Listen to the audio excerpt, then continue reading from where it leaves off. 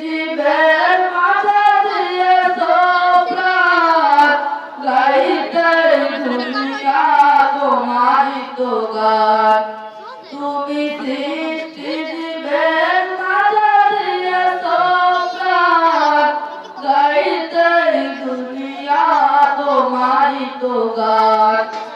এই দুনিয়ার বুকে যারে দিয়াছো জনম, এই দুনিয়ার বুকে যারে দিয়াছো জনম, তার মরণ খাতায় নাম লিখেছো। ওগো আল্লাহ শুকর তোমার, আমারে যে মুসলিম করেছো। ওগো আল্লাহ শুকর তোমার, আমারে যে মুসলিম করেছো। আসসালামু আলাইকুম ওয়া রাহমাতুল্লাহ। মাশাআল্লাহ, জাযাকাল্লাহ। অনেক সুন্দর গান পরিবেশন করেছেন।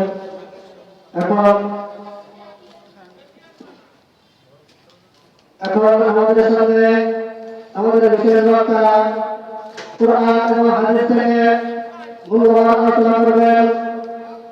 আর আমরা বাইরে এদিকে এদিকে ঘোরাফেরা করছি, যারা আমাদের ঘোরাফেরা করছি, যারা বাড়িতে আছি, সকলেই আমরা এই মাহফিলের মাঝে চলে আসি, জান্নাতের বাগানে চলে আসি। এখনই আমাদের বিশেষ বক্তা আমাদের মোহাম্মদ মুস্তাফিজুর রহমান সাহেব, উনি কুরআন ও হাদিস থেকে মূল্যবান আলোচনা করবেন। আমরা সকলেই মনোযোগ দিয়ে শুনি। السلام عليكم ورحمة الله وبركاته. الحمد لله نحمده ونستعينه ونستغفره ونعوذ بالله من شرور أنفسنا ومن سيئات أعمالنا. من يهده الله فلا مضل له ومن يضلله فلا هادي له. ونشهد أن لا إله إلا الله ونشهد أن محمدا عبده ورسوله. أرسله بالحق بشيرا ونذيرا وداعيا إلى الله بإذنه وسراجا وقمرا منيرا.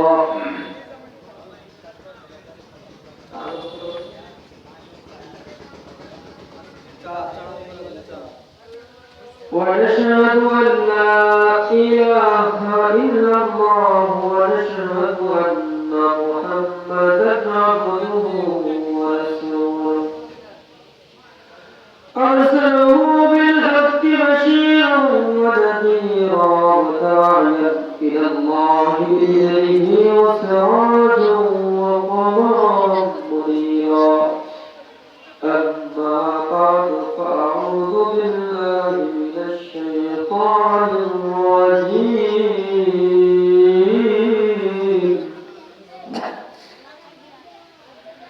بسم الله الرحمن الرحيم.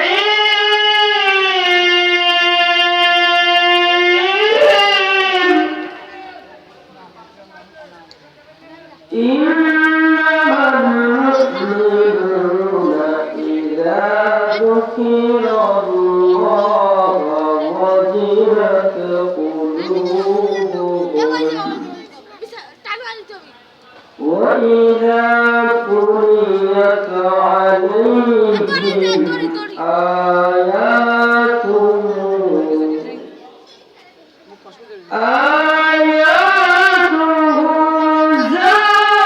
زادتهم إيمانا.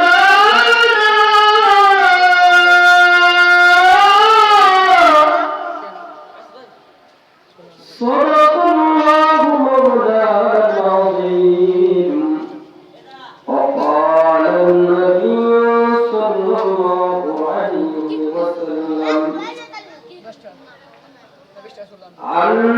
عقبة بن عامر رضي الله عنه قال قال النبي صلى الله عليه وسلم عليك بقراءة القرآن فإنه نور لك في الأرض وذكر لك في السماء أو كما قال عليه الصلاة والسلام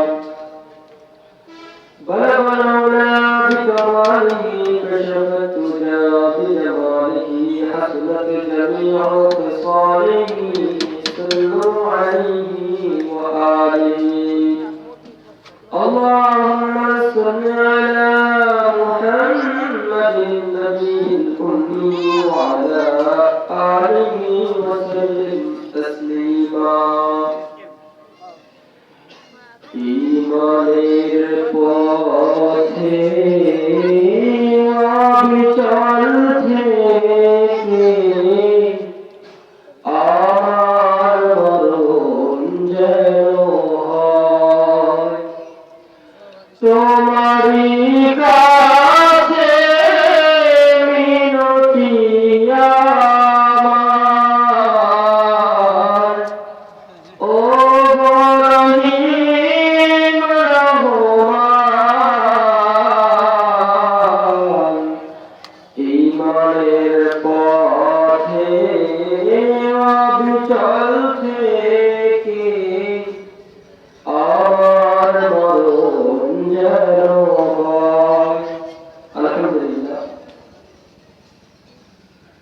বিষ্ণুপুর পূর্বপাড়া বাগের জান্নাত ইমদাদুল উলুম কওমি মাদ্রাসা ও এতিমখানা জিল্লা বোর্ডিং থেকে আয়োজিত 18তম ওয়াজ মাহফিল ও হালকা জিকির।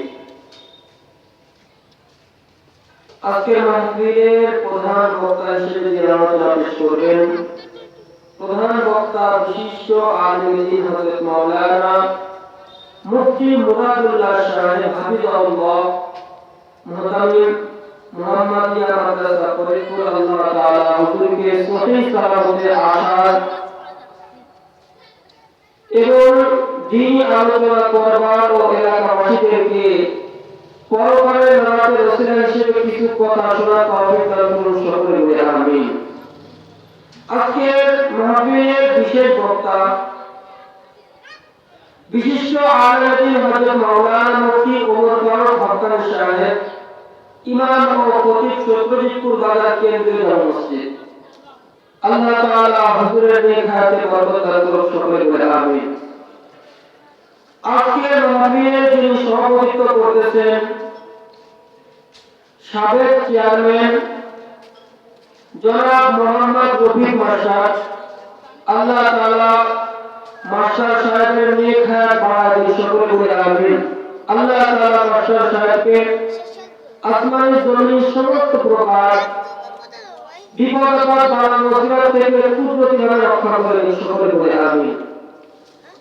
এবং আজকের মাদ্রাসা মাহফিলে বিশেষ করে যিনি উক্ত মাদ্রাসা পরিচালনা করেন উক্ত মাদ্রাসার সম্মানিত সুযোগ্য মুহতামিম হযরত মাওলানা হাফেজ আজহার সাহেব, আল্লাহ তাআলা হুজুরের নেক হায়াতে বরকত দান করুন।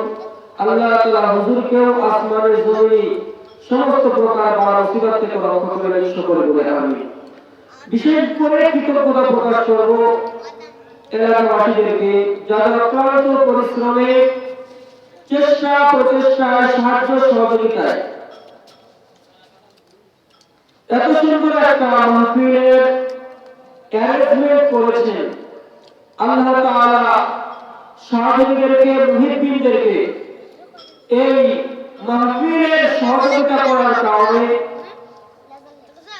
আল্লাহ তাআলা সকলকে আসমানের জমিন সমস্ত প্রকার বালা মুসিবত থেকে রক্ষা করুন। বিশেষ করে এই মাহফিলের ওসিলা করে এই বিষ্ণুপুর এলাকার জমির নিচে যত বাইগার সাহিত্য আছে তাদের ভিতরে যদি সামান্য পরিমাণ ঈমান থেকে থাকে আল্লাহ তাআলা প্রত্যেকের কবরটাকে জান্নাতের বাগান বানায় দিন সকলে বলে আমিন। সম্মানিত এলাকাবাসী, মাহফিল শুধুমাত্র অ্যারেঞ্জমেন্টের নাম নয়। আজকে এই মাহফিলটা আমাদের এলাকার ভিতরে এমন অনেক মুরব্বীদেরকে দেখা যাবে আগামী বছর হয়তো এই মাহফিল পর্যন্ত লেখায় নাও পাইতে পারে। গত মাহফিলে এখানে আসছিল, কান্নাকাটি করে আপনজনের জন্য দোয়া করেছিল, আজকে তারা কবরে ইচ্ছা করলেও আসতে পারবে না। এই জন্য আপনাদের মাহফিল মাদ্রাসা আপনাদের, এই জন্য মাহফিলের সৌন্দর্য রক্ষা করার জন্য আমরা আস্তে আস্তে মাহফিলের স্থানের দিকে চলে আসি। এরপরে যখন নামাজ আযান হয়ে যাবে আমরা আবার নামাজ কালাম পড়ে আবার নতুন করে বলবো। এটাই হলো মাহফিলের সৌন্দর্য। আল্লাহ নবী বলেন, যে জায়গায় দিনই আলোচনা হয়, যতক্ষণ আলোচনা চলে এই জায়গাটা আল্লাহ তাআলা জান্নাতের বাগান বানায় দেয়। সকলে বলি আলহামদুলিল্লাহ। আল্লাহ নবী বলেন, সাফাতুল মালায়েকা, এই জায়গাটা আল্লাহ তাআলার রহমতের ফেরেশতারা ঘিরে নেয়। এবং এত পরিমাণে ফেরেশতারা আসে, আস্তে আস্তে প্রথম আসমান, 2 নম্বর, 7 নম্বর আসমান পর্যন্ত ফেরেশতারা চলে যায়। এত পরিমাণ ফেরেশতা জমা হয়। এরপর আল্লাহ তাআলা তাদেরকে জিজ্ঞাসা করে, এই ফেরেশতারা, এই যে মাগরিবের পরে বিষ্ণুপুর মাদ্রাসার মাঠে যে সমস্ত লোকেরা বসেছে, এরা কি জন্য আসছে? এদের কি বাড়িতে থাকার জায়গা নেই? এরা কি উদ্দেশ্যে আসলো? আল্লাহ তাআলা বলেন, তখন ফেরেশতারা বলে, আল্লাহ ইয়াসআলুনাকা জান্নাত, তারা জান্নাত চায়, জাহান্নাম থেকে মুক্তি চায়। আল্লাহ তাআলা বলেন, উশহিদুকুম, ফেরেশতারা তোমরা সাক্ষী থেকো, আন্নী কদ গফারতু লাহুম, অবশ্যই অবশ্যই আমি আল্লাহ তাআলা এই সমস্ত বান্দা বান্দীদের জীবনের গুনাহগুলো মাফ করে দিলাম। সুবহানাল্লাহ। ওয়া আতিমা সালু, তারা যে জান্নাতটা চায়, জাহান্নাম থেকে মুক্তি চায়, আমি আল্লাহ তাআলা সেগুলো তাদেরকে দান করে দেব। সুবহানাল্লাহ। এই জন্য এত দামি মজলিসে সকলে আসতে পারে না, যাদেরকে আল্লাহ তাআলা কবুল করে তারা আসতে পারে। এই জন্য এলাকাবাসীদেরকে আমি বলবো, আপনারা মাহফিলের সৌন্দর্য রক্ষার্থে আপনারা আস্তে আস্তে মাহফিলের স্থানের দিকে চলে আসবেন। অনেক লোকের আপনজন কবরে চলে গিয়েছে, মা চলে গিয়েছে, বাবা চলে গিয়েছে, দাদা দাদি, আপনারা এসে আলোচনা শুনে আপনারা যদি 2 ফোঁটা চোখের অশ্রু ফেলে তাদের জন্য দোয়া করতে পারেন, আল্লাহ তাআলা এই 2 ফোঁটা অশ্রুর ওসিলায় আল্লাহ তাআলা তাদের কবরটাকে জান্নাতের বাগান বানায় দেবেন। আলহামদুলিল্লাহ। যাও আমরা সরাসরি আলোচনার দিকে যাই। এখন কথা হলো, আল্লাহ তাআলা আমাদেরকে সৃষ্টি কেন করেছেন? আল্লাহ রাব্বুল আলামিন আমাদেরকে সৃষ্টি করেছেন জান্নাত পাওয়ার জন্য। আল্লাহ রাব্বুল আলামিন এখন আমরা নিজেদের জীবনের দিকে তাকায় দেখি, আমাদের জীবনের যে অপরাধ অন্যায় এগুলোর দিকে তাকাইলে আমাদের মনে হবে আমরা জান্নাতের যোগ্য না। কিন্তু আল্লাহ তাআলা আরেকটা কথা বলেছেন, বান্দা যতই পাপ করো না কেন, আমি আল্লাহ তাআলার কাছে যদি খাস নিয়ে তওবা করো, আমি আল্লাহ তাআলা তোমার জীবনের গুনাহকে মাফ করে দেব। সুবহানাল্লাহ। এই জন্য এখন রজব মাস অনেক দাম মাস। এই জন্য আস্তে আস্তে সকলে কিন্তু আসতে পারবে না। একটু চিন্তা করে দেখেন, অনেক লোকেরা আছে বাড়ি থেকে মা বাবাকে ঢুকাবে আসছে, বলছে আব্বু আম্মু আজকে বিষ্ণুপুর মাহফিলে যাচ্ছি, কিন্তু দোকান করে ঘোরাফেরা করে, রাস্তায় ঘোরাফেরা করে, এরা ধোঁকাবাজ। এই জন্য সম্মানিত ভাইরা, সম্মানিত মুরব্বিরা, আপনাদেরকে বলি আস্তে আস্তে আপনারা মাহফিলের স্থানের দিকে চলে আসেন। আল্লাহ রাব্বুল আলামিন কোরআনের ভিতরে বলতেছেন, আয় দুনিয়ার মানুষ, ইন্নামাল মুমিনুনা ইযা যুকিরাল্লাহু ওয়াজিলাত কুলুবুহুম, নিশ্চয় যারা মুমিন, যারা মুসলমান, তাদের সম্মুখে তাদের ভিতরে দুইটা নিদর্শন থাকবে। আপনার মুখে হবে, আপনি মুখ দিয়ে অনেক কিছু বলতে পারেন, মুখ দিয়ে বললে আপনি মুসলমান হতে পারবেন না। মুসলমান যদি হতে হয় আপনার ভিতরে দুইটা আদব থাকা লাগবে। কয়টা? আপনার ভিতরে দুইটা আদব যদি থাকে তাহলে আপনি মুসলমান। আল্লাহ তাআলা কোরআনের ভিতরে বলতেছেন, ইন্নামাল মুমিনুনা ইযা যুকিরাল্লাহু ওয়াজিলাত কুলুবুহুম ওয়া ইযা তুলিয়াত আলাইহিম আয়াতুহু যাদাতুহুম ঈমানা। আল্লাহু আকবার। আল্লাহ রাব্বুল আলামিন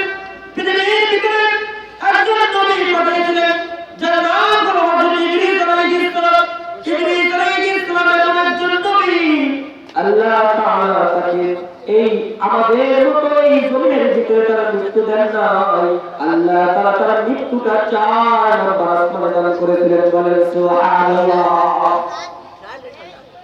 হযরত ইদ্রিস আলাইহিস সালাম এসেছেন, আল্লাহ তাআলা মুকাদ্দামিন ফেরেশতার বন্ধুত্ব হলো।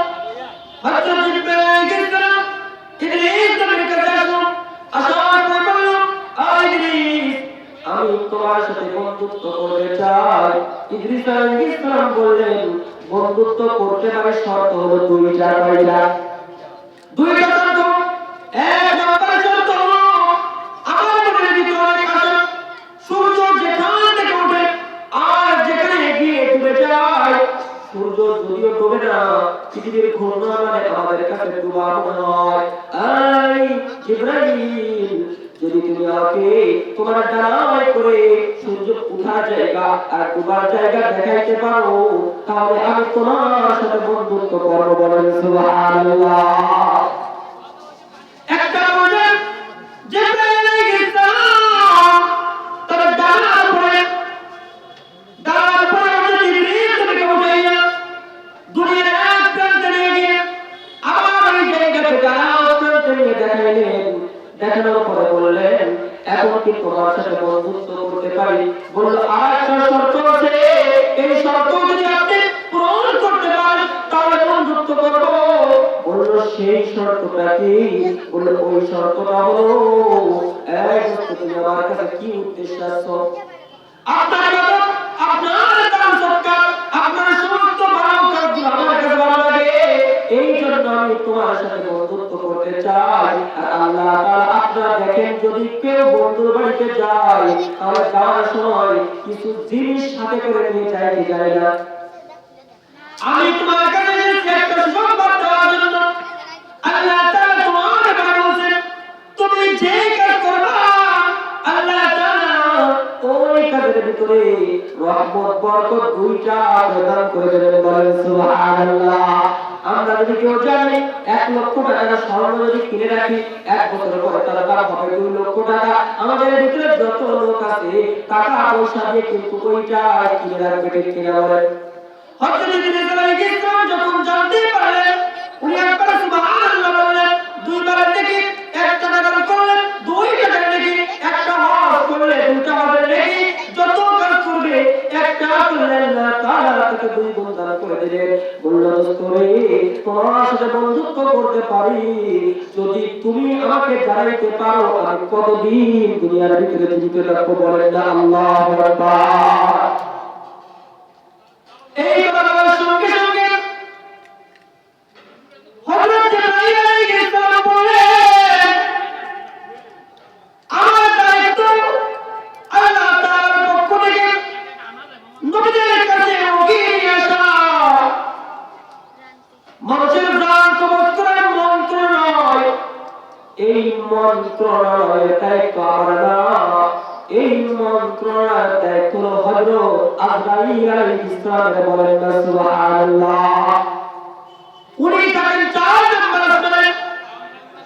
বলেন, বন্ধুত্ব করে বন্ধুত্ব করার জন্য তুমি আমার সাথে শর্ত দিয়েছিলে, আমার সাথে তুমি চুক্তিবদ্ধ হয়েছিলে, আমার হায়াতটা কতদিন তুমি জানা দিবা। আমি চাই দুনিয়ার এই হায়াতটাকে কাজে লাগিয়ে আল্লাহ তাআলার ইবাদত করার জন্য। একটা পর্যায়ে হযরত জিবরাইল আলাইহিস সালাম বললেন, দোস্ত, আমার ডানার উপরে তুমি উঠে যাও, ডানার উপরে উঠাও। হযরত জিবরাইল আলাইহিস সালামের ডানা আমাদের পশু পাখির মতো লাগে, দেখতে কেমন। আমি আমাদের বিশ্বনবী রাহমাতুল লিল আলামিন একবার জিবরাইল আলাইহিস সালামকে বললেন, জিবরাইল, আমি তোমাকে কখনো সরাসরি দেখি নাই, আমি তোমাকে যখন দেখেছি, আরে জিবরাইল, তুমি বিভিন্ন রূপে আমার কাছে আসছো, আমি তোমার সরাসরি তোমাকে দেখতে চাই, তোমার মূল শরীরে।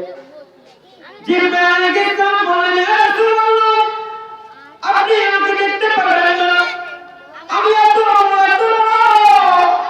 আমার 2টা পা জমিনে রাখি, আমার মাথা আসমান ভেদ করে চলে যাবে। বলেন না আল্লাহু আকবার। আল্লাহ নবী বললেন, না জিবরাইল, আমি তোমাকে দেখব জিবরাইল আলাইহিস সালাম হঠাৎ করে আকাশের দিকে চলে গেলেন। চলে যাওয়ার পরে জিবরাইল আলাইহিস সালাম কিছুক্ষণ পরে আবার জমিনে আসলেন। আসার পরে আল্লাহ নবী বিশ্ব নবী রাহমাতুল আলামিনকে বললেন, ও নবী আপনি তো কিছু দেখেছেন? আল্লাহ নবী বিশ্ব নবী রাহমাতুল আলামিন বললেন, না আমি কবুতর দেখলাম। জিবরাইল আলাইহিস সালাম বললেন, আল্লাহ তাআলাকে সিফাতুল জারাহাতি 600 নূরের জানা দিয়েছে, আমি তার মধ্যে মাত্র 2টা জাপটা দিয়েছি, সারা জমিনের জন্য আমার 2টা ডানা সার হয়ে গিয়েছে। বলেন না আল্লাহু আকবার। এই জিবরাইল আলাইহিস সালাম কত বড়!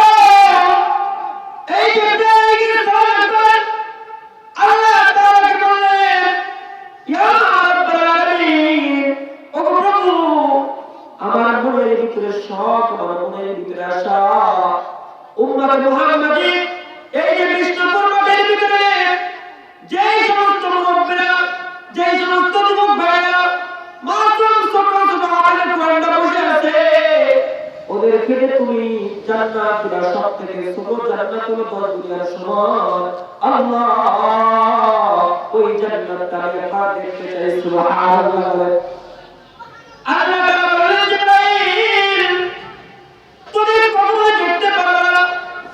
বলেন আল্লাহ আমার মনের আশা আমি দেখতে চাই। আল্লাহ তাআলা বলেন, জিবরাইল ঠিক আছে তুমি চেষ্টা করে দেখো। জিবরাইল আলাইহিস সালামের ডানার কথা আপনাদের মনে আছে কি নাই? উনার ডানা কত বড়! যদি আসমানের জন্য সাদ হয়ে যায় তাহলে পৃথিবীর এক প্রান্ত থেকে আরেক প্রান্ত 2টা ডানা হয়ে যায়। বলেন সুবহানাল্লাহ। এইরকম করে 2টা 600 ডানা দিয়ে উনি ডানা চাপতে শুরু করলেন। উনার আসার স্পিড কেমন? উনি বলে হযরত ইব্রাহিম আলাইহিস সালামকে যখন আগুনের ভিতরে ফেলানো হচ্ছিল, আল্লাহ তাআলা আমাকে বললেন, আল্লাহ রাব্বুল আলামিন বলেন, জিবরাইল মাতবা এখন তুমি কোথায় আছো? জিবরাইল গেছিলাম বললাম আমি বড় সাত আসমানের উপরে।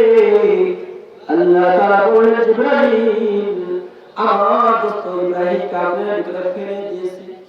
একটা জিনিস যদি উপর থেকে নিচে ফেলা হয়, নিচে পড়তে 2-3 সেকেন্ড লাগে। ঠিক কি বলে? ইব্রাহিম আলাইহিস সালামকে যখন কাবরের ভিতরে ফেলা হয়েছে, দুনিয়া থেকে প্রথম আসমান 500 বছরের রাস্তা। আল্লাহু আকবার বলে 500 বছরের রাস্তা। প্রথম আসমান থেকে 2 নাম্বার আসমান 500 বছরের রাস্তা। এইরকম 7 আসমানের উপরে সিদরাতুল মুনতাহা, ওই জায়গায় জিবরাইল আলাইহিস সালাম। আল্লাহ তাআলা বললেন, জিবরাইল আমার দোস্ত ইব্রাহিমকে আগুনের ভিতরে পড়ে হয়েছে, তুমি রক্ষা করো। বললেন, আল্লাহ ইব্রাহিম কোথায়? ইরাকের জমিনে, আর আমি তো 7 আসমানের উপরে। আল্লাহ বলেন, আমি কোনো কথা শুনবো না, তুমি রক্ষা করো। হযরত জিবরাইল আলাইহিস সালাম তার 600 ডানা ঝাপটাইলেন। 600 ডানা ঝাপটাইয়া ইব্রাহিম আলাইহিস সালামের ভিতরে পড়তে এক সুতা পাখি থাকতে তিনি তার নিচে তার পা 2টা বিছায় দিয়ে বলেন, আল্লাহু আকবার। ওনার আসার স্পিড মনে আছে তো? কত স্পিডে আসতে পারে? আসার পরে ইব্রাহিম আলাইহিস সালামকে বলেন, ইব্রাহিম তোমাকে আগুনের ভিতরে ফেলা হচ্ছে, তুমি কি চাও? আল্লাহ তাআলা আমাকে বলেছেন, তুমি যদি চাও আমার এই ডানাগুলো জমিনের ভিতরে ঢুকা সবাইকে ধ্বংস করে দেব। হযরত মিকাঈল আলাইহিস সালাম চলে আসছেন, এসে বলেন, ও ইব্রাহিম তুমি যদি চাও আকাশ থেকে পাথরের বৃষ্টি বর্ষণ করে এদেরকে ধ্বংস করে দেব। নাউযুবিল্লাহ। তুমি যদি চাও হযরত ইসরাফিল আলাইহিস সালাম বলেন, সিংহায় ফুৎকার দিয়ে এদেরকে ধ্বংস করে দেই। ইব্রাহিম আলাইহিস সালাম বললেন, তোমরা আমাকে সহযোগিতা করার জন্য আসছো, আমাকে যে আগুনের ভিতরে ফেলা হচ্ছে এটা কেন আল্লাহ দেখেন। আল্লাহু আকবার। আমার আল্লাহ তাআলা আমি ইব্রাহিম আগুনের ভিতরে পড়াকে পছন্দ করে, আমি ইব্রাহিম একবার নয়, এরকম লক্ষ কোটি বার যদি আমাকে আল্লাহর জন্য আগুনে ফেলানো হয়, আর আল্লাহ তাআলা যদি এটাই পছন্দ হয়, আমি এটাকে গ্রহণ করে নিতে চাই। বলেন সুবহানাল্লাহ। এই স্পিডে জিব্রাইল আলাইহিস সালাম 600 টাকা দিয়ে যাত্রা শুরু করলো। এই যে বিশ্বনবী মাঠের ভিতরে আছে, এই জাতীয় মুসলমানদেরকে আল্লাহ তাআলা যে জান্নাতের রাস্তায় তারা বসে আছে, দোকান পাটে না, বাড়ি করে না, রাস্তায় রাস্তায় গল্প করে না, আল্লাহর জান্নাত পাওয়ার জন্য জান্নাতের আলোচনা শোনার জন্য মাঠে আসছে। আল্লাহ তাআলা তাদেরকে আমাদেরকে কেমন জান্নাত দান করবেন, এই জান্নাতকে দেখার জন্য 600 টাকা এরকম স্পিডে চলতেছে। জিব্রাইল আলাইহিস সালামের কি বাথরুমে যাওয়ার প্রয়োজন আছে? ওনার কোনো খাবার দাবার প্রয়োজন নাই, ওনার কোনো পিরিয়ড নাই, উনি পুরুষ না, উনি মহিলাও না, এরকম স্পিডে উনি কোনো কুল কেরাবার না, চলতে চলতে এক রাতের ভিতরে 70,000 বছর উঠছে। বলেন আল্লাহু আকবার। কিন্তু কোন কুল কেরাবার নাই। আল্লাহ তাআলা জিজ্ঞাসা করেন, আল্লাহ 70,000 বছর কিছুই তো পাইলাম না, আমি তো কুল কেরাবা শেষ করতে পারলাম না। আল্লাহ তাআলা বলেন, তুমি তো বলেছিলে তুমি দেখতে চাও, এখন আল্লাহ তাআলা জিজ্ঞাসা করলো, আল্লাহ আমি তো অনেক চেষ্টা করে কুলকে সীমান্ত বের করতে পারলাম না। আল্লাহ তুমি তো বলেছো সম্ভব না, তাহলে কিভাবে সম্ভব হয়? আল্লাহু আকবার বলেন।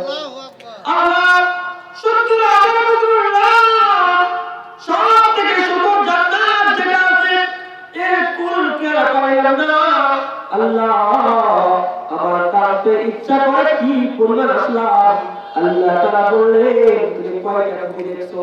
বলল, আল্লাহ আমি 2 থেকে 3টা খুঁটি দেখছি। আল্লাহ তাআলা বলেন, এইরকম লক্ষ কোটি কোটি খুঁটি আছে একটা ছোট জান্নাতের ভিতরে। বলেন সুবহানাল্লাহ। এত স্পিডে দৌড় করেও জান্নাতে 2-3টা খুঁটি অতিক্রম করতে পারে। সুবহানাল্লাহ। এরকম জান্নাত আল্লাহ তাআলা আপনার জন্য রাখছেন, ঠিক কি না বলেন? ঠিক। এই জন্য ইদ্রিস আলাইহিস সালামকে যখন জান্নাত দান করে গেলেন, 1 number 2 number 3 number 4 number 4 number আসমানের ভিতরে যখন ইদ্রিস আলাইহিস সালাম উঠে গেলেন, উঠার পরে 4 নাম্বার আসমানে আজরাইল আলাইহিস সালাম থাকেন। এই কৃষ্ণ বলে কেন মুসলমান, আজকে তুমি রাস্তায় রাস্তায় ঘুরো, আজকে তুমি দোকান বাজাও, আজকে ঘরে বাড়িতে গল্প গুজব করতেছো, তোমার কি মৃত্যুর ভয় লাগে না? তোমার কি দুনিয়া থেকে বিদায় নেওয়ার করে আজকে একটু মাফের ময়দানে এসে আপনার আমার জীবনে কত গুনাহগুলো মাফকে করার ঘোষণা দিয়েছে। আল্লাহ তাআলা গুনাহ মাফের ঘোষণা দিয়েছেন। যা বলতেছেন 4 নাম্বার আসমানে যখন গেলেন, যাওয়ার পরে তিনি দেখলেন ওখানে আজরাইল আলাইহিস সালাম। আজরাইল আলাইহিস সালামকে দেখে হযরত জিবরাইল আলাইহিস সালাম সালাম আলাইকা, সঙ্গে সঙ্গে হযরত জিবরাইল আলাইহিস সালাম বললেন, ওয়া আলাইকা ইয়া মুআল্লিমু ইয়া সাইয়্যিদুনা। হে আমাদের সমস্ত ফেরেশতাদের সর্দার জিবরাইল, তুমি কেন জান্নাতে আসলা? আপনি যদি বলতেন আমি নিজেই আপনার কাছে যাইতাম। আল্লাহু আকবার। আপনি তো জিবরাইল সমস্ত ফেরেশতাদের সর্দার, আপনি কেন 4 নাম্বার আসমানে আসলে? আমাকে যদি দাওয়াত দিতেন আমি নিজেই আপনার কাছে চলে যাইতাম। শুধু তাই নয়, আপনি আমাদের উপকার করেছেন। আল্লাহ তাআলা আপনার এই কাজের ভিতরে আল্লাহ তাআলা আপনাকে বরকত দান করুন। সুবহানাল্লাহ। জিবরাইল আলাইহিস সালাম আমাকে তোমাকে উপকার করলাম, সঙ্গে সঙ্গে আজরাইল আলাইহিস সালাম বললেন, প্রত্যেকদিন সকালবেলায় আমার কাছে একটা মিষ্টি আসে, এই মিষ্টির ভিতরে লেখা থাকে বিষ্ণুপুর এলাকার কোন মুরব্বী, কোন যুবক মোটরসাইকেলে উঠবে, কোন ছেলে বাড়ি থেকে বের হবে, আর শেষবারের মতো বাড়িটা দেখতে পারবে না, এর আগে অন্ধকার কবরে চলে যাবে। বাড়িটা দেখতে তো বাড়ির কোনো কিছু দেখতে পারবে না, মা কাঁদে, মায়ের কান্না শুনতে পারবে না, বাবা কাঁদে, ছেলে সন্তান কাঁদবে, নাতি নাতনি কাঁদবে, আচার শোনার ক্ষমতা থাকবে না। শেষবারের মতো কে মারা যাবে, এই মিষ্টি বৃষ্টি আমার কাছে প্রত্যেকদিন আসে, আর আমি ওই বৃষ্টি দেখে দেখে তাদের জান খরচ করে আমি বলেন আল্লাহু আকবার। জান খরচ করা আমার দায়িত্ব, ওই জায়গায় নিয়ে যাওয়া আমার দায়িত্ব না। আল্লাহ তাআলা বলেন ইদা আল্লাহু লিআবদিন ইয়ামতাবিআদিন জালাহু ইলাইকা হাজাতান। আল্লাহ রাব্বুল আলামিন যখন কোন জায়গার ভিতরে কারো মৃত্যু লিখে রাখে, ওই জায়গায় যাওয়ার জন্য আল্লাহ তাআলা কোন না কোন উসিলা তৈরি করে দেন, ওই জায়গায় নিয়ে যাওয়ার দায়িত্ব আজরাইলের না, ঠিক কিনা বলেন? ওই জায়গায় নিয়ে যাওয়ার দায়িত্ব কার? মোটর বাইকে বাবার সাথে কান্নাকাটি করছে, আমাকে যদি আওয়ান 5 কিনে না দাও, আমাকে যদি হিরো হোন্ডা না কিনে দাও, আমাকে যদি পালসার কিনে না দাও, ভাই কিনে দেব। ওই মোটরসাইকেল বাবা কিনে দিয়েছে, এত জোরে স্পিডে টান দেয়, এই মোটরসাইকেল তার জন্য আজরাইলের কাছে তাকে নিয়ে যাচ্ছে, ঠিক কিনা বলে? ঈদের সময় বৃহস্পতিবার সারাটা বন্ধ, কোটি স্পিডে মোটরসাইকেল টান দিয়েছে, সে চেয়েও জানো না এই মোটরসাইকেলটাকে মৃত্যু জায়গায় নিয়ে যাচ্ছে। বাসের ভিতরে উঠছে, কত আসামি, কত ইচ্ছানি মতো হয়ে যাবে, জায়গা তুমি রেজিস্টার করবে, অমুকের টাকা পয়সা ধীরে ধীরে খাবে, বিভিন্ন চিন্তা ভাবনা নিয়ে যখন ওই বাসের ভিতরে উঠছে, সে জানো না এই বাস অ্যাক্সিডেন্ট করে পথের ভিতরে তারা মৃত্যু হবে, ঠিক কিনা বলে? সে জানে না ওই জায়গায় সে কোনো না কোনো একটা ওসিলা দিয়ে চলে যায়, আর যাওয়ার পরে আজরাইল তার জানটা কবজ করে নিয়ে যায়। আল্লাহু আকবার। উনি বলেন আশ্চর্য, তোমার জন্য দোয়া করলাম, এই জন্য সকালবেলায় মিষ্টি উল্টাই না, ওই মিষ্টির ভিতরে আমি দেখলাম, ওই মিষ্টি উল্টাই আমি দেখলাম, ওই মিষ্টির ভিতরে হযরত ইদ্রিস আলাইহিস সালামের নাম, আর তার জানটা কবজ করেছেন তোমার আসমানে। আমি যখন আকাশের দিকে তাকিয়ে অনুমান করলাম, আমি দেখলাম ইদ্রিস আলাইহিস সালামের থেকে সময় হয়ে গিয়েছে, আমি তো সব জায়গায় যেতে পারবো, কিন্তু ইদ্রিস আলাইহিস সালামের তো ডান নাই, উনি কিভাবে আসবে? আমি দেখতেছি উনার থেকে একটা 4 নম্বর আসমান হবে, আমি তাকায় দেখি তোমার ডান ভিতরে লুকায় আছে, তুমি যখন আসলা আসতে দেরি হয়েছে, তার রূহটা কবজ করতে আমার দেরি হয়ে গেছে। বলেন আল্লাহু আকবার। গিয়েছিল হায়াত জানতে, কিন্তু হায়াত জানার আগেই তার হায়াতটা শেষ হয়ে গেল। এই জন্য কখন কার ইন্তেকাল হবে কেউ জানে না, যে এই কথা বলতেছিলাম। এই জন্য মুসলমান সব সময় মৃত্যুর জন্য প্রস্তুত থাকেন। আজকে নতুন একটা বছর শুরু হয়েছে, আজকে 1 তারিখ শুরু হয়েছে, অনেক বন্ধু বান্ধব তাকায় দেখেন আপনার ডানে বা অনেক বন্ধু ছিল, অনেকের আপনজন ছিল, পরিচিত ছিল, তারা চন্দ্রের কবরে চলে গিয়েছে, ঠিক কিনা বলেন? এই জন্য একটু চিন্তা করে দেখেন, আজকে 26 সাল শুরু হয়ে গিয়েছে, নতুন একটা বছর আপনার আমার সঙ্গে, একটু চিন্তা করে দেখেন নতুন একটা বছর আমরা কত পাপ করছি, কত অন্যায় করছি। আল্লাহ তাআলা যে পাপের জন্য আমাদেরকে পাকড়াও করে আল্লাহর কাছে উত্তর দিতে পারবো, এই জন্য আমাদের কাজ কি? আমাদের কাজ খুশি হওয়া না। বছর শেষ হলে আপনার দোকান পাটের হিসাব করে মিলাইতে শুরু করি, একটা বছরের ভিতরে ইনকাম কি পরিমাণ হলো এবং উন্নতি কি পরিমাণ হয়েছে, সামনে একটা পরিকল্পনা নেই। অনুরূপভাবে একটা বছর চলে গিয়েছে, হযরত ওমর রাদিয়াল্লাহু আনহু বলেন হাসিবু ক্বাবলা আন তুহাসাবু, এই দুনিয়ার মানুষ হিসাবটা তুমি হিসাব করে নাও, মৃত্যুর পরে যখন তুমি কবরে যাবে তার আগে তোমার হিসাবটা তুমি করে নাও। যদি তোমার হিসাবটা তুমি করো, একটু চোখ বন্ধ করে দেখেন, সকাল থেকে সন্ধ্যা পর্যন্ত কত লোকের সাথে খারাপ ব্যবহার করেছেন, কত লোককে গালি দিয়েছেন, কত অন্যায় করেছেন, কত নামাজ একটা করে তরফ করেছেন, একটু চিন্তা করলে আপনার মাথার ভিতরে চিন্তা আসবে আপনি কি পরিমাণ পাপ করেছেন। এই পাপের জন্য একটা মুসলমান নতুন বছর আসলে তওবা করবে, ঠিক কিনা বলেন? আর যে ভালো কাজগুলো করেছে শুকরিয়া আদায় করবে, কৃতজ্ঞতা প্রকাশ করবে। আর সামনের একটা বছর কিভাবে আরো ভালো কাজ করা যায়, কিভাবে উন্নয়নমূলক কাজ করা যায়, এই জন্য চিন্তা ভাবনা প্রত্যেকটা মুসলমানের ভিতরে থাকার দরকার আছে কিনা? নাকি ফাঁকি বাস নাই, বছর চলে গেল গুনাহ এগুলোর ভিতরে পড়বে। তাহলে আমরা একটু জিকির করি লা ইলাহা ইল্লাল্লাহ সুবহানাল্লাহ আলহামদুলিল্লাহ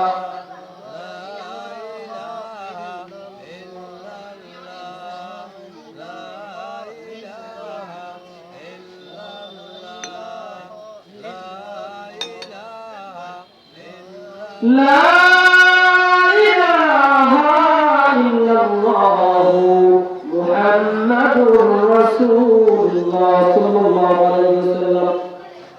যেটা বলতেছিলাম একটা মুসলমানের ভিতরে বিশেষ দুই কাজ তারা বিশেষ করে আল্লাহ তাআলা বলেন ইযা যুকিরাল্লাহু ওয়াজিলাত কুলুবুহুম ওয়া ইযা তুলিয়াত আলাইহিম আয়াতুহু যাদাতুহুম ঈমানা।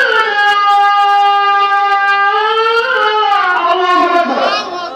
আল্লাহ তাআলা বলেন যখন মুমিনের সামনে আল্লাহ তাআলা কোরআনে আলোচনা হবে, যখন তার সামনে আল্লাহ তাআলা জান্নাতের কথা হবে, জাহান্নামের কথা হবে, তখন ওয়াজিলাত কুলুবুহুম তার অন্তরটা আন্দোলিত হবে, তার অন্তরের ভিতরে জান্নাতের আশা থাকবে, জাহান্নামের ভয় তৈরি হবে। সুবহানাল্লাহ। দুই দোস্ত এক দোস্ত ওই একটা গাছ দেখা যাচ্ছে, গাছের ভিতরে একটা গাছের ভিতরে 200 নারকেল দেখা যায়। দোস্ত আশ্চর্য হয়ে গেছে, কি একটা গাছের ভিতরে এক গাছের ভিতরে 200 নারকেল, আশ্চর্য হয়ে গেছে। সামনের দিকে আগা দেখে এক গাছের ভিতরে যে নারকেল গাছের কথা বলছিল, গাছটা এত চিকন আর পাতাগুলো ঝুরি ঝুরি, তাকে দেখে এটা নারকেল গাছ নয়, এটা হলো সুপারি গাছ। আর কি বলে সুপারি গাছ? ওই দোস্ত বলতেছে না নারকেল প্রথমে আপনি হয়, প্রথমে যখন শুরু থাকে এরপর হয়, বলতেছে না না তুমি বোকা স্বর্গে বাস করো। না না, নারকেল হওয়ার একটা নিয়ম আছে, নারকেলের গাছের একটা নিয়ম আছে, তুমি যেটা মনে করো সেটা ভুল। বলে তো নারকেল গাছ এবং সুপারি গাছের ভিতরে যে পার্থক্য থাকে, একজন মুমিন একজন মুত্তাকি ব্যক্তি আর একজন বেঈমানের ভিতরে পার্থক্য আছে কিনা? পার্থক্য আছে কি না? আল্লাহ তাআলা বলেন ইযা তুলিয়াত আলাইহিম আয়াতুহু, যখন তাদের উপর আল্লাহ তাআলা আলোচনা হয় তাদের কাছে ভালো লাগে, শুধু তাই নয় যাদাতুহুম ঈমানা, যে ঈমানটা বাড়তে শুরু করে। সুবহানাল্লাহ। ঈমানটা বাড়ে কিভাবে? একজন ব্যক্তির একটা গ্যাসের চুলা আছে, এই গ্যাসের চুলার দুইটা মুখ আছে, একটার উপরে 1 কেজি একটা হাঁড়ি দিয়েছে, আর একটার উপরে 1 কেজি হাঁড়ি। এটার ভিতরে 1/2 কেজি দুধ, ওটার ভিতরে 1/2 কেজি পানি। বলেন তো 3-4 মিনিট পরে এই পানির দিকে খেয়াল করবে না দুধের দিকে খেয়াল করবে? দুধের দিকে খেয়াল করবে, কি করবে না? দুধের দিকে খেয়াল করবে, কারণ দুধটা উতলা হবে, ঠিক কিনা বলে? উতলা এমন অবস্থা হবে, অনেক সময় এমন হবে যে উতলা বাইরে পড়ে যাবে, জানান দেবে সে দুধ। অনেক সময় এত দুধ বের হতে পারে যে ওই আগুনকে নিভাতে দিতে পারে, ঠিক কিনা বলে? এই জন্য আল্লাহ তাআলা বলতেছেন ইযা তুলিয়াত আলাইহিম আয়াতুহু, আল্লাহ তাআলা বলতেছেন এই বিশ্বমানবের মুসলমানেরা, যখন তোমাদের সামনে একজন মুমিনের সামনে আল্লাহ তাআলা আয়াত তেলাওয়াত করে, যাদাতুহুম ঈমানা, কিছু পানি আছে এটা পুড়ে পুড়ে দুর্গন্ধ আসে, আর দুধটা পড়ে সে নিজে জানান দেয়। একজন মুমিন একজন মুসলমান যদি হয়, সেটা নিজের জানান দেবে, তার চলাফেরার মাধ্যমে, তার আমলের মাধ্যমে, তার সব কাজের মাধ্যমে আমরা মুসলমানের গন্ধে জন্ম নিয়ে আমরা মানুষ হতে পারি, কিন্তু এখনো দুধ হতে পারি না, ঠিক কিনা বলে? দুধ হওয়ার জন্য নিজের আমলগুলো, নিজের কাজগুলো পরিচয় দিতে হবে, ঠিক কিনা বলে? এরপরে আল্লাহ তাআলা বলতেছেন একজন মুমিন ব্যক্তি আল্লাহ তাআলা তাকে জান্নাত দান করবেন। এই জান্নাত পাওয়ার জন্য 5টা কাজ করা লাগবে। কয়টা? আজকে আমরা শুনে যাব 5টা কাজ করলে আল্লাহ আমাদেরকে ক্ষমা করে জান্নাত দিবেন। আল্লাহ তাআলা পৃথিবীর সমস্ত মানুষকে তৈরি করেছেন আল্লাহ তাআলা জান্নাত পাওয়ার জন্য, কি করার জন্য? কিন্তু আমরা যদি আমাদের জীবনের দিকে তাকাই তাহলে গুনাহ আর গুনাহ, ঠিক কিনা বলেন? এখন কথা হলো আল্লাহ তাআলা যেটা বলেছে, বান্দারে যতই পাপ করো না কেন, আমি আল্লাহ তাআলার কাছে যদি খালেস দিয়ে তওবা করতে পারো, আমি আল্লাহ তাআলা কিন্তু তোমার জীবনের গুনাহগুলো মাফ করে দেব। সুবহানাল্লাহ। এখন হজে চলে গিয়েছেন, যাওয়ার পরে চারদিকে তওবা করে কান্নাকাটি করে, খুঁজতেছে এমন কোন সাথী আছে যে সাথীর কাছে গিয়ে আমি হজের নিয়ম কানুন শিখবো, আর সাথে থেকে থেকে হজের কাজ কিভাবে করবো। হঠাৎ করে তাকায় দেখে কাবা শরীফের তার মাঝে একজন ব্যক্তি, ওই ব্যক্তিটা কাবা শরীফের পাশে ঘরে আর আল্লাহ তাআলার কাছে তওবা করে আস্তাগফিরুল্লাহ আস্তাগফিরুল্লাহ আস্তাগফিরুল্লাহ এরকম তওবা করতে থাকে। আর কান্নাকাটি করতেছে। হঠাৎ করে ব্যক্তিটা বলল, এই লোকের প্রতিরে কামেল, এই লোকের কাছে যদি আমি যাই আর তার সাথে যদি তওবা করতে পারি, আল্লাহ তাআলা তার উপরে আমার তওবা কবুল করতে পারে। বলে সুবহানাল্লাহ। এই লোকটা বলতেছে, ভাই আমার আমি চাই আপনি আমাকে সঙ্গী বানাইবেন। বলল, না আমি গুনাহগার, আমি যদিও কান্না করতেছি আমি গুনাহগার, আমার সঙ্গী কেন হয় না। এই লোকটা প্রত্যেকটা মানুষ এটাই করে, নিজের মনকে গোপন রাখে। আল্লাহ বলে কখনো নিজের মন থেকে প্রকাশ করতে চাই না। বলল, না আমি আপনার কাছে থাকতে চাই। একটা পর্যায়ে তার সঙ্গী হয়ে দুইজনে তওবা করতে শুরু করছে। হঠাৎ করে গায়ের থেকে আওয়াজ আসলো, লা তুকবালু তাওবাতুকা। ওই বান্দা, যে মুরব্বি কান্না করে তওবা করে, ওই মুরব্বির ব্যাপারে গায়ের থেকে আওয়াজ এসে বলতেছে, তোমার তওবা কবুল করা হয়নি। বলেন না নাউযুবিল্লাহ। যে ব্যক্তিরা সঙ্গী হয়েছিল ওই ব্যক্তি বলতেছে, আমি আপনার কাছে থাকবো না। বলুন কিসের জন্য? আমি থাকবো এই জন্য, আমি গায়ের থেকে একটা আওয়াজ শুনতে পাইলাম। এই আওয়াজের ভিতরে বলা হচ্ছে, তোমার তওবা কবুল করা হয় নাই, তোমার সাথে কারণে খারাপ হলো। এই কাবা শরীফের জমিনে তোমার জন্য গায়েব থেকে বলা হচ্ছে, তোমার তওবা কবুল করা হয় নাই, আমি তোমার থেকে চলে যাইব। বলল, ভাই তো তোমাকে আগে বলেছিলাম আমি গুনাহগার, আমার কাছে এসো না। এখন যখন আসলে ঠিক আছে তুমি চলে যাও, কিন্তু একটা কথা শুনে যাও, তুমি আজকে শুনছো আমার তওবা কবুল করা হয় নাই, এরকম কথা আমি আজকে 40 বছর শুনতেছি। বলেন না আল্লাহু আকবার। জোরে বলেন আল্লাহু আকবার। আমি 40 বছর শুনতেছি আমার তওবা কবুল করা হয় না। তুমি তো আমাকে ছেড়ে আরেকজনের দরবারে চলে যাইবা, আরেকজন ভালো মানুষের দরবারে চলে যাইবা, তার কাছে গিয়ে আল্লাহর কাছে তওবা করবা। কিন্তু তুমি শুনে রেখো, আমার যাওয়ার তো আর কোনো রাস্তা নাই। রাস্তা ঠিক আছে না বলে আল্লাহ, ওই দরজা ছাড়া আমার তো আর কোনো দরজা নাই। ওই দরজা আমি পড়ে থাকবো সারা জীবন, আমার তওবা কবুল হোক আর না হোক। এই কথা যখন বলছে, গায়ের থেকে আওয়াজ আসলো, ইয়া মদিনা তাকবি, ও বান্দা তুমি কোনো টেনশন করো না।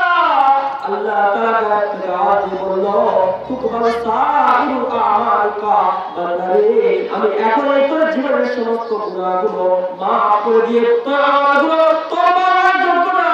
তারপর আমি আল্লাহ তাআলাকে এই রকম ডাকার জন্য তোর জীবনের সমস্ত নেক আমলগুলোকে কবুল করে নিলাম। বলেন সুবহানাল্লাহ।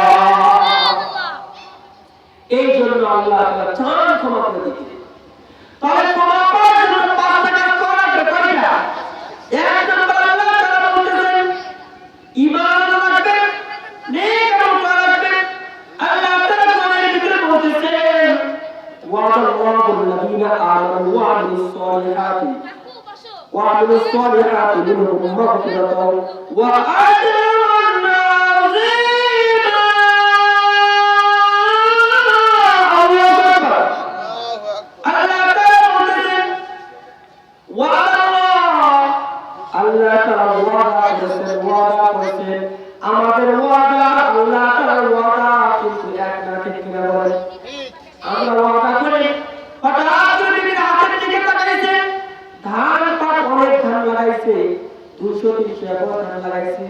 লাগানোর পরে ধান কাটা হবে, বিবির হাতের দিকে তাকায় বলে, বিবি রে তোমার হাতের ভিতরে যে পাট আছে এই পাটটা চিকুর হয়ে গেছে, এবার ধান উঠলে আর এক বড় স্বর্ণ যুক্ত করে এই পাটটা একটু মোটা করে তৈরি করে দেব। বিবি খুব খুশিতে ধানের সমস্ত কাজ করে দিয়েছে। কিন্তু যখন বাজারে গিয়েছে, যাওয়ার পরে যখন দোকানদারের কাছে স্বর্ণকারের কাছে গিয়ে বলতেছে ভাই স্বর্ণের মূল্য কত, স্বর্ণের দাম দ্বারা বলেন তো কত? বলতেছে 22 গ্রেডের স্বর্ণের এক ভরির দাম হলো 2,26,000 টাকা। কয় টাকা? 2,26,000 টাকা। যখন শুনছেন তিনি হাতের দিকে তাকাই না, আছে কিনা? কিন্তু অঙ্গীকার করা ছিল, আমাদের অঙ্গীকার হলো যেমন হঠাৎ এরকম মাহফিলের দিকে যাচ্ছে, সন্তানকে বলতেছে বাবা রে ওই যে মাহফিলে যাচ্ছি, কয় বাবা আসার সময় আমার জন্য একটা বাবা আনবেন, আমার জন্য জিলাপি আনবেন। ঠিক আছে বাবা আনবো। কিন্তু মাহফিলের মধ্যে আছে কোন কাজ হয়ে গেছে, বাবাই যাচ্ছে দেরি করে। এখন বাইরে ঢুকলে সন্তান যদি জাগ্রত থাকে তাহলে বাবাকে প্রশ্ন করবে, বাবা ভুলে গেছে। এইরকম অঙ্গীকার আমরা করি কি করি না? আমাদের অঙ্গীকারের ভিতরে 2 নাম্বার দেখতে পারে, কিন্তু আমার আল্লাহ তাআলা যে অঙ্গীকার করে, আল্লাহ তাআলা বলেন অঙ্গীকারের ভিতরে 2 নাম্বার করি না। আল্লাহ তাআলা কোরআনের ভিতরে বলতেছেন ওয়া'দাল্লাহু আল্লাযীনা আমানু ওয়া আমিলুস সালিহাতি মিনহুম মাগফিরাতাও ওয়া আজরান আযীমা। আল্লাহ তাআলা অঙ্গীকার করতেছেন আল্লাযীনা আমানু, যারা ঈমান আনছে, ওয়া আমিলুস সালিহাত, এবং যারা সৎ কাজ করছে, ভালো কাজ করছে, মিনহুম তাদের জন্য মাগফিরাতান, আল্লাহ তাআলা ক্ষমা ঘোষণা দিয়েছেন, ওয়া আজরান আযীমা, বিরাট আল্লাহ তাআলা একটা নিয়ামত দান করবে। আমরা যে নেক কাজগুলো করি এই নেক কাজগুলো দিয়ে জান্নাতের একটা চেয়ারও কিনা যাবে না, ঠিক কিনা বলেন?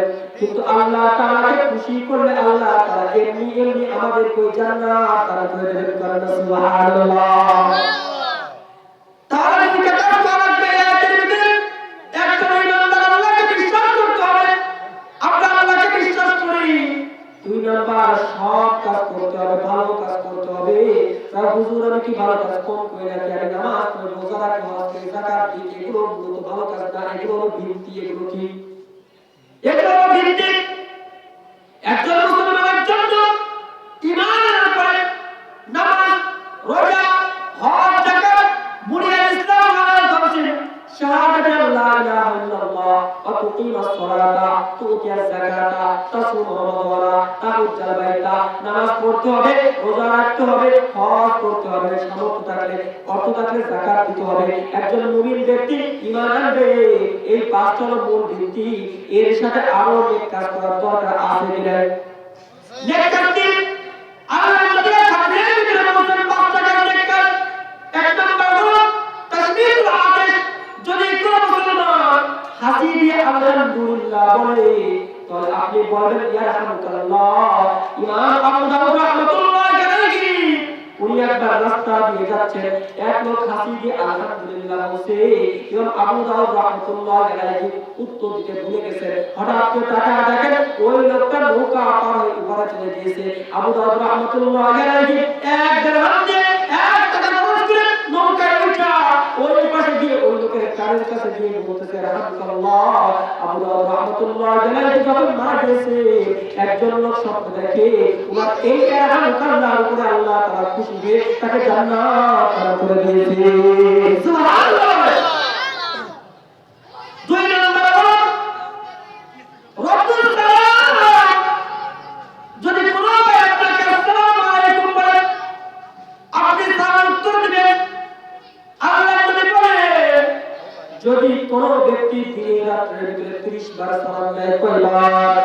30 বার সালাম দেয়, ওই দিনে অথবা রাতে যদি ওই ব্যক্তি মারা যায়, মারা যাওয়ার সঙ্গে সঙ্গে আল্লাহ তাআলা তাকে বিনা হিসেবে জান্নাত দান করে দিবেন। সুবহানাল্লাহ। আমরা চাই, আমরা সালাম শুধু চাই, দিতে চাই না। আল্লাহ নবীর ব্যাপারে সাহাবায়ে কেরাম বলেন আল্লাহ নবী আগে কেউ সালাম দিতে পারত না। সুবহানাল্লাহ। এই জন্য 2 নাম্বার সালাম দেওয়া এটা অনেক নেকির কাজ। 3 নাম্বার হলো আল্লাহ নবী বলেন ইয়ারাতুল মারিজ। আপনার পাড়া প্রতিবেশী যদি কোনো একটু অসুস্থ হয়, ওই ব্যক্তিকে দেখতে যাও। আল্লাহ নবী বলেন তার জন্য ভিআইপি খাবার নিয়ে যাওয়া লাগবে না, আপনি শুধু দেখতে যান, গিয়ে তার জন্য সুন্দর দুইটা কথা বলেন। আল্লাহ নবী বলেন যে ব্যক্তি অসুস্থ ব্যক্তিকে দেখতে যায়, আল্লাহ তাআলা 70,000 ফেরেশতা ওই দেখতে ওলার রিজিক এবং তার আল্লাহ তাআলা তার কামাই রিজিকের ভিতরে বরকতের জন্য দোয়া করতে দেবে। সুবহানাল্লাহ। এই জন্য অসুস্থ ব্যক্তিকে দেখতে যাওয়া অনেক বড় একটি কাজ। আমরা যাবো কি যাবো না? জবাব দরকার। 4 নম্বর আল্লাহ বলে ইত্তেবাউ জায়েজ। আপনারা এলাকার ভিতরে আপনি জানতে পারছেন অমুক লোক মারা গেছে, তার জানাজার নামাজের জন্য সময় নির্ধারণ করা হয়েছে, আপনার ব্যস্ততা আছে, আপনি বললেন না না আমি জানাজার নামাজের ভিতরে যাব। আল্লাহ নবী বলেন যদি কোনো ব্যক্তি কোন জানাজার নামাজের ভিতরে শরীক হয়, ওই নামাজের ভিতরে তারা 4টা তাকবীর দিয়ে নামাজটা পড়তে পারে, আল্লাহ নবী বলেন ফালাহু কিরাআতান, আল্লাহ তাআলা তার আমলনামায় 2টা উহুদ পরিমাণ নেকি দান করে দেন। সুবহানাল্লাহ। জানাজার নামাজ পড়লে একটা উহুদ পরিমাণ নেকি, ওই লোকের কবরের পিছনে তার কবর পর্যন্ত যাইয়া তার কবরের ভিতরে যে মাটি দেন তারা আর কিরাত নাকি। আল্লাহ নবীকে জিজ্ঞাসা করা হলো তাআলা ও আল্লাহ নবী কিরাত কাকে বলে? আল্লাহ নবী বলেন আল জাবালাইন আযীমাইন, আল জাবালাইন আযীমাইন, 2টা উহুদ পরিমাণ নেকি একটা জানাজার নামাজ পড়লে ওরা এবং দাফনকারীকে দান করা হয়। সুবহানাল্লাহ। এই জাতীয় নেক কাজ করা এর আল্লাহ বলেন ইমাদাতুল আওয়ারিত তরিক, রাস্তা থেকে কষ্টদায়ক জিনিস সরায় দেওয়া। রাস্তার উপর আপনি যাচ্ছেন ঝড়ের দিনে, একটা নারকেলের পাতা পড়ছে, আপনি মনে করেন আমি চলে যাই, আপনার পরে আর আসতে পারে, এখানে অ্যাক্সিডেন্ট করেছে, ক্ষতিগ্রস্ত হতে পারে কি পারে না। ঝড়ের দিনে তাড়াতাড়ি বাড়ি যাচ্ছেন, অ্যাক্সিডেন্ট করতে পারে, আপনি তাকে সরাচ্ছেন, আল্লাহ নির্দিষ্টভাবে বলে এইটা যদি সরাতে ওই রাস্তা দিয়ে যত লোক ওই রাস্তা যাবে ওই পরিমাণ নেকি আল্লাহ তাআলা আপনার আমল নামায় দান করে দেবেন। সুবহানাল্লাহ। এই জন্য নেক কাজ করতে হবে। মসজিদে আপনি আসেন, আসার পরে 2 রাকাত তাহিয়াতুল ওযু পড়লেন, আল্লাহ নির্দিষ্টভাবে রাহমাতুল আলামিন বলেন আমি যখন মেরাজের মধ্যে 7টা রাস্তার উপরে গেলাম, ওখানে জিবরাইল আলাইহিস সালাম পর্যন্ত যাইতে পারে না, আমি হঠাৎ করে তার পায়ের তলায় আওয়াজ শুনি, আমি জিজ্ঞাসা করলাম এই আওয়াজটা কার? আমার বিলালের মতো তো মনে হয়, বিলাল ছিলেন কালো, একবারে তিনি একটা নিম্ন বংশীয় বলা হয়, এই বিলালের আওয়াজ 7 নম্বর আসমান, এই 7 নম্বর আসমানের উপর আসলো কিভাবে? আল্লাহ নবী জমিনে আসলেন, বিলালকে জিজ্ঞাসা করলেন বিলাল কেমন কোন আমল তুমি করো যে আমলের কারণে আল্লাহ তাআলা তোমাকে এত বড় নিয়ামত দান করতেছে? হযরত বিলাল রাদিয়াল্লাহু আনহু বললেন ইয়া রাসূলুল্লাহ আমি ওইরকম বড় কোনো কাজ করতে পারি না, কিন্তু আমার ভিতরে একটা আমল আছে, আমি যখন ওযু করি ওযুর সম্মানার্থে 2 রাকাত তাহিয়াতুল ওযু নামাজ পড়ি। সুবহানাল্লাহ। আল্লাহ বলেন তুমি ওযু করার পরে ওযুর সম্মানার্থে ওই যে নামাজ পড়ার জন্য সামনের দিকে হেঁটে যাও, আমাদের সব থেকে নিম্ন হলো পা ঠিক কিনা বলে, যদি কাউকে বলে পা দিয়ে একটা লাথি মারবো সে কিন্তু কষ্ট পায়, আঘাত পায় ঠিক কিনা বলে। আল্লাহ তাআলা বলে যে পা ওযু করে তাহিয়াতুল ওযু নামাজ পড়ার জন্য মসজিদের দিকে যায়, ঘরের দিকে যায়, ওই পাটা যদি মানুষের কাছে নিম্ন কিন্তু আল্লাহ তাআলার কাছে নিম্ন নয়, ওই পাটা আল্লাহ তাআলার কাছে এত দামি, ওই পায়ের আওয়াজটা ওই পায়ের সম্মানার্থে যে পা তাহিয়াতুল ওযু পড়ার জন্য যায়, ওই পায়ের আওয়াজকে আল্লাহ তাআলা 7 আসমানের ফেরেশতাদের ওই পায়ের আওয়াজ আল্লাহ শুনায়। সুবহানাল্লাহ।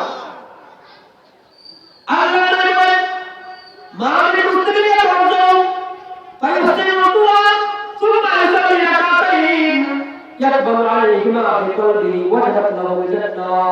যদি কোনো ব্যক্তি ওযু করার পরে 2 রাকাত ওযুর সম্মানার্থে তাহিয়াতুল ওযু নামাজ পড়তে পারে মনোযোগের সাথে, আল্লাহ তাআলা হাবিব বলেন ওয়াজাদাত লাহু জান্নাহ, ওই লোক মারা যাবে তো আল্লাহ তাআলা এই 2 রাকাত নামাজের জন্য তাকে জান্নাত দান করে দিবেন। সুবহানাল্লাহ। এই জন্য আমাদের ভিতরে যদি দেখা হয় অনেক এমন আছে হুজুর পারি না, এর মানে তো এমন না যে মাসে একদিন পারবো না, কথা বলা ঠিক না? এর মানে এমন না বছরে একদিন পারবো না, এর মানে এমন না জীবনে একদিন পারবো না, এরকম নামাজ পড়ার দরকার আছে কি নাই?